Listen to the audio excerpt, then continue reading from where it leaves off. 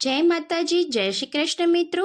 આજે આપણે જોવાના છીએ કે પૂજા અર્ચના કરતી વખતે દેવી દેવતા કે માતાજીને વધારેલું નાળિયેર જો બગડેલું નીકળે તો શું સંકેત હોઈ શકે છે। મિત્રો, આ વિડીયોને અંત સુધી જોતા રહેજો, જેથી કરીને સંપૂર્ણ માહિતી તમને મળી શકે અને કોમેન્ટ બોક્સમાં જય મા લક્ષ્મી લખવાનું તમે ભૂલશો નહીં। લક્ષ્મીજી હંમેશાને માટે તમારા પરિવારને આશીર્વાદ આપતા રહેશે। મિત્રો, આજે આપણે જાણીએ છીએ કે તે મુજબ ઘણી વખત આપણે કોઈ પણ દેવી દેવતા કે માતાજીને નાળિયેર વધારતા હોઈએ છીએ ત્યારે નાળિયેર બગડેલું નીકળે છે। જો નાળિયેર બગડેલું નીકળે તો દરેક વ્યક્તિ ડરી જાય છે અને આ નાળિયેરને ફેંકી દેતા હોય છે અને કાંઈક અશુભ થવાનું હોય તેમ માની હંમેશને માટે ડરની છાયામાં રહે છે। તો મિત્રો, આજે આપણે જાણવાના છીએ કે જો પૂજા કરતી વખતે માતાજીને કે ભગવાનને વધારેલું નાળિયેર જો બગડેલું નીકળે તો શું કરવું જોઈએ અને જો નાળિયેર બગડેલું નીકળે તો શું સંકેત હોઈ શકે છે। મિત્રો, આપ સૌને જણાવીએ છીએ કે નાળિયેર બગડેલું નીકળે, નાળિયેર ઊભું ફાટે કે નાળિયેર આડું ફાટે તો માતાજી આપણને કાંઈક શુભ કે અશુભ સંકેતો આપતા હોય છે। તો ચાલો આજે સૌ પ્રથમ આપણે જાણવાના છીએ કે જો નાળિયેર બગડેલું નીકળે કે અંદરથી ઉગેલું નીકળે તો શું સંકેત હોઈ શકે છે। મિત્રો, આપણા હિન્દુ ધર્મમાં શ્રીફળને ખૂબ જ પવિત્ર માનવામાં આવે છે। એટલા માટે જ કોઈ પણ પૂજા અર્ચના કરતા સમયે દરેક વ્યક્તિ શ્રીફળ વધારે છે। મિત્રો, શ્રીફળ એ એટલું પવિત્ર હોય છે કે તેમાં માતા લક્ષ્મીજી હંમેશા માટે વાસ કરે છે। એટલા માટે જ મિત્રો, શ્રીફળનો શુભ સમયે અવશ્ય ઉપયોગ થાય છે। મિત્રો, શ્રીફળને દેવી લક્ષ્મીજીનું પ્રતીક માનવામાં આવે છે અને શ્રીફળ એ હિન્દુ ધર્મમાં ખૂબ જ પવિત્ર ફળ હોય જેથી આપણી કોઈને કોઈ મનોકામના પૂર્ણ થાય તે માટે આપણા ઈષ્ટદેવ તથા કોઈ પણ દેવી દેવતાને શ્રીફળની માનતા રાખતા હોઈએ છીએ અને આપણી આ મનોકામનાને પૂર્ણ થતાં તુરંત જ શ્રીફળ વધારતા હોઈએ છીએ। પરંતુ આ સમયે જો શ્રીફળ બગડેલું નીકળે છે તો આપણે ખૂબ જ ડરી જઈએ છીએ અને એક માન્યતા મુજબ શ્રીફળ બગડેલું જોઈ આપણે અને એવું પણ વિચારતા હોઈએ છીએ કે આપણે એવી પણ લાગણી થાય છે કે માતાજી આપણને કાંઈક ખરાબ સંકેત આપે છે, એટલે કે કાંઈક અમંગળ થવાના સંકેત આપે છે। પરંતુ મિત્રો, ખરેખર કાંઈ એવું હોતું નથી। શ્રીફળ બગડેલું નીકળે છે તે પાછળ ઘણા બધા કારણો હોઈ શકે છે। મિત્રો, જો તમે પણ ક્યારેય માતાજી દેવી દેવતાને શ્રીફળ વધારો છો અને જો શ્રીફળ ખરાબ નીકળે તો ડરવાની જરા પણ જરૂર નથી, કારણ કે ખરાબ નીકળેલું શ્રીફળ પણ શુભ સંકેત આપે છે। આપણે જાણીએ છીએ એ મુજબ ઘણા લોકો એવું માને છે કે શ્રીફળ ખરાબ નીકળે તો અશુભ થવાના સંકેત આપે છે, પરંતુ ખરેખર શ્રીફળ ખરાબ નીકળે તો તે અશુભ હોતું નથી, થવાના સંકેતો નથી, પરંતુ કાંઈક શુભ થવાના સંકેતો આપે છે।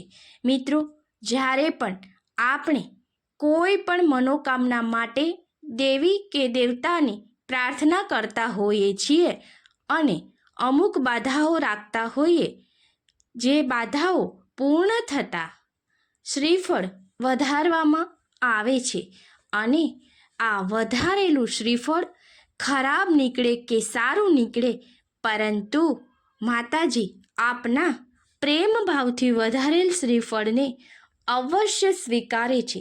એટલે કે મિત્રો, જો વધારેલું શ્રીફળ ખરાબ નીકળે છતાં પણ આપની બાધા માનતા જે કંઈ હોય છે તે ભગવાન સ્વીકાર કરે છે અને આપની બાધા ત્યાં જ પૂર્ણ થાય છે. મિત્રો, એક એવી પણ માન્યતા છે કે લક્ષ્મી માતાની ઉત્પત્તિ સમુદ્ર મંથન સમયે થયેલી હતી. આ સમયે લક્ષ્મી માતાની ઉત્પત્તિ થતાં લક્ષ્મી માતાને ખૂબ જ તરસ લાગે છે.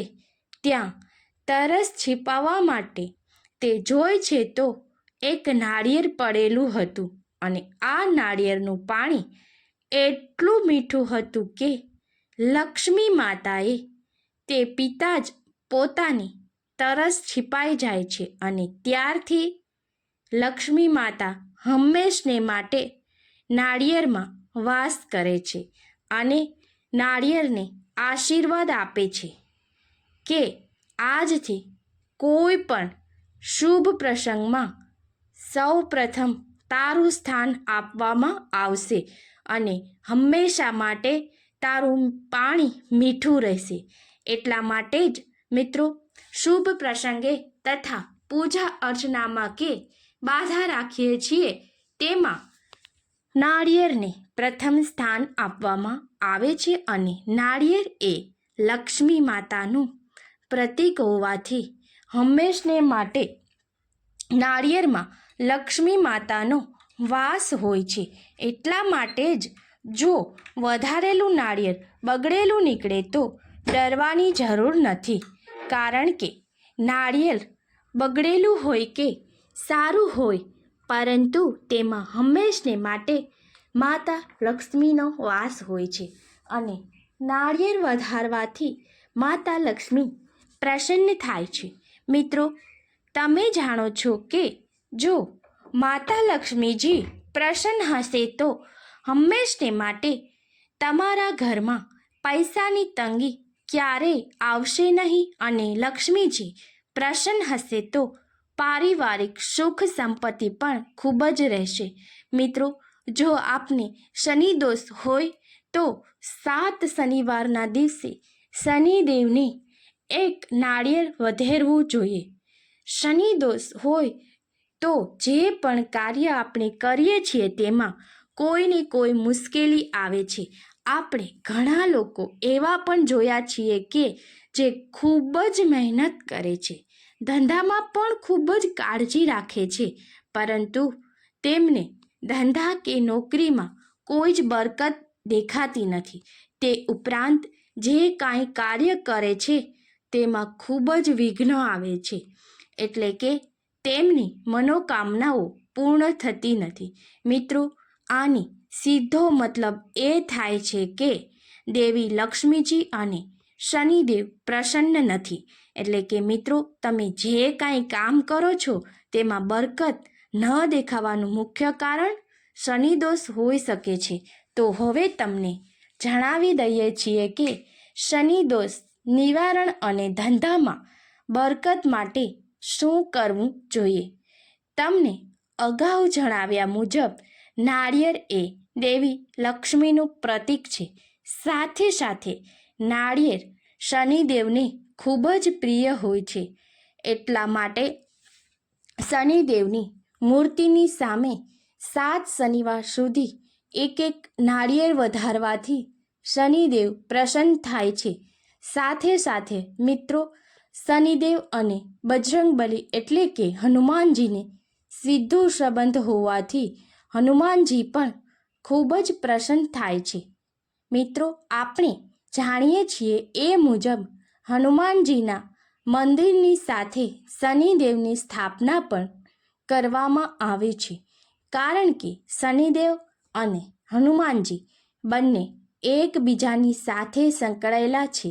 જ્યારે પણ તમે હનુમાનજીની પૂજા કરો છો ત્યારે શનિદેવ પ્રસન્ન થાય છે અને જો શનિદેવ પ્રસન્ન હશે તો આપની તમામ મનોકામનાઓ અવશ્ય પૂર્ણ થશે. મિત્રો, શનિદેવની પૂજા અર્ચના કરતી વખતે માતા દેવી પણ પ્રસન્ન થાય છે, કારણ કે શનિદેવને તમે જ્યારે પણ નાળિયેર વધેરો છો ત્યારે માતા દેવીનું પ્રતીક એવું શ્રીફળ વધેરવાથી માતા દેવી પ્રસન્ન થાય છે.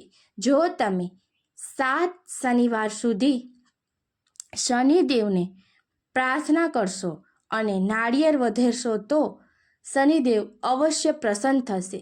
સાથે સાથે ધનના દેવી લક્ષ્મીજી પણ પ્રસન્ન થશે. અને જો માતા દેવી લક્ષ્મીજી અને શનિદેવ પ્રસન્ન હશે તો ક્યારેય આપના ઉપર શનિ દોષ આવશે નહીં અને શનિ દોષમાંથી તમે મુક્ત થશો. જેથી કરીને આપે જે કાંઈ કાર્ય શરૂ કરેલા છે તથા આપના નોકરી ધંધામાં અવશ્ય તમને બરકત જોવા મળશે. સાથે સાથે મિત્રો, 7 અઠવાડિયામાં આપને એ પણ જોવા મળશે કે આપની જે કંઈ સંપત્તિ હતી તેમાં ધીરે ધીરે વધારો થવા લાગ્યો છે તથા જે કાંઈ ધંધા શરૂ કરેલા હશે તેમાં વિઘ્ન ક્યારેય પણ આવશે નહીં અને સરળતાથી ઓછી મહેનતે આપના દરેક કાર્યો પાર પડવા લાગશે. એટલે કે મિત્રો, તેનો સીધો સંકેત થાય છે કે દેવી લક્ષ્મીજી પ્રસન્ન થયેલા છે અને આનું મુખ્ય કારણ છે શ્રીફળ. કારણ કે અગાઉ તમને જણાવ્યું તેમ શ્રીફળ એ દેવી લક્ષ્મીજીનું પ્રતીક છે. શ્રીફળમાં હંમેશને માટે દેવી લક્ષ્મીજી વાસ કરે છે. મિત્રો, હવે આપણે જોવાના છીએ કે વધારેલું શ્રીફળ આડું ફાટે કે ઊભું ફાટે તો તે શુભ માનવામાં આવે છે કે અશુભ માનવામાં આવે છે. મિત્રો, આપણે કોઈ પણ બાધા રાખેલી હોય છે અને તેના માટે કોઈ પણ દેવી દેવતાને આપણે શ્રીફળ વધેરીએ છીએ ત્યારે તે આડું ફાટતું હોય છે કે ઊભું ફાટતું હોય. તો ચાલો મિત્રો, સૌ પ્રથમ જોઈએ છીએ કે આપણે જો શ્રીફળ આડું ફાટે તો તેને શુભ માનવામાં આવે છે કે અશુભ માનવામાં આવે છે. આપણે મિત્રો કોઈ પણ દેવી દેવતાને જ્યારે પણ શ્રીફળ વધેરીએ ત્યારે દેવી લક્ષ્મીજી ખૂબ જ પ્રસન્ન થાય છે. કારણ કે શ્રીફળ એ જે દેવી લક્ષ્મીજીનું પ્રતીક છે. જો મિત્રો ભગવાનને વધારેલું શ્રીફળ આડું ફાટે તો તેને ખૂબ જ શુભ માનવામાં આવે છે. કારણ કે તે દેવી લક્ષ્મીજીનું પ્રતીક હોય છે, તેને ક્યારેય અશુભ માનવામાં આવતું નથી. એનો સીધો મતલબ એવો થાય છે કે ભગવાને આપની પ્રાર્થનાને ગ્રહણ કરેલી છે અને આપની જે કાંઈ બાધા હતી તે પૂર્ણ થાય છે અને ભગવાન આ શ્રીફળનો પ્રસાદ ગ્રહણ કરે છે.